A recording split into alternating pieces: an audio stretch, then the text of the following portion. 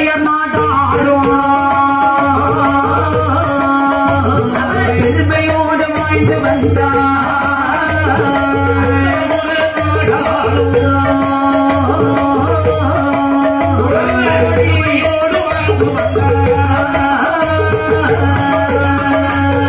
வந்து வரும் நாளையே நாளையே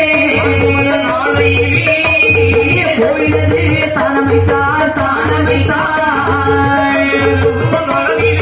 நாளையிலே நாளையிலே தானமைத்தார் தானமைத்தார். மாதிரி இந்த சிதம்பரபுரத்திலே அந்தரமுடைய நாடார் வாழ்ந்து வரும்போது ஒரு திரு ஆலயம் அமைத்து சரி நாமல் அதாவது மக்கள் எல்லாம் ஒற்றுமையாக வந்து கூட வேண்டும் என்று முத்தாரம்மன் ஆலயம் ஒன்று எழுப்பினார். சரி ஆலயம் எழுப்பி வருடம் தவறாமல் கொடை கொடுத்து அம்மையுடைய அருளாலே சீரும் சிறப்போடு நல்ல தெம்போடு சக்தியோடு நேர்மையோடு வாழ்ந்து வந்திருக்கின்றார். சரி அப்படி வாழ்ந்து வரக்கூடிய சமயத்திலே அதாவது காவல் தெய்வம் நமக்கு ரொம்ப முக்கியம். நிச்சயமாக உண்மைதானே. நம்ம ஊர்ல எல்லாம் ஒரு ஆலயம் இருந்தால் காவல் தெய்வமாக சிவ சுடலைமாட சுவாமியை நாமல் அமைத்திருப்போம். ஆனால் இந்த அந்தரமுடைய நாடார் என்று சொல்லக்கூடிய ஒரு சிவபக்தர் சரி காவல் தெய்வமாக தலைவாசல்காரன் மற்றும் வண்ணாரமாட சுவாமியை காவல் தெய்வமாக அமைத்து சீர சிறப்போடு வாழ்ந்து வருகின்றார். அப்படி வாழ்ந்து வரக்கூடிய சமயத்திலே சரி பெரிய ஒரு செல்வந்தர் அங்கே நஞ்சை புஞ்சை தானமைத்து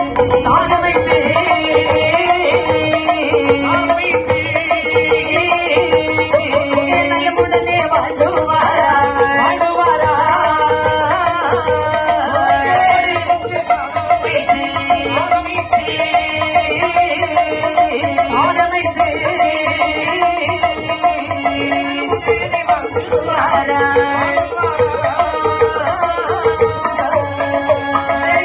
எளிய மக்களுக்கு தான தர்மங்கள் தானும் செய்து அத்தையோடு அருளாலே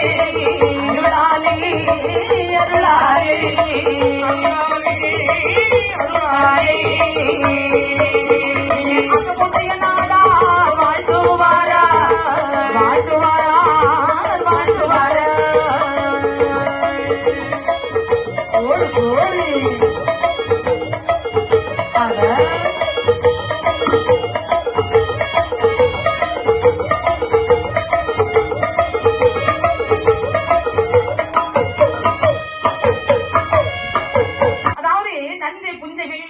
நிறங்கள் எல்லாம் எக்கச்சக்கம் ஏராளம் ஏராளம். அப்படி இருந்தாலும் நிறைய இருந்தாலும் கொடுப்பதற்கு ஒரு மனம் இருக்க வேண்டும் அல்லவா? நிச்சயமாக நிச்சயமாக.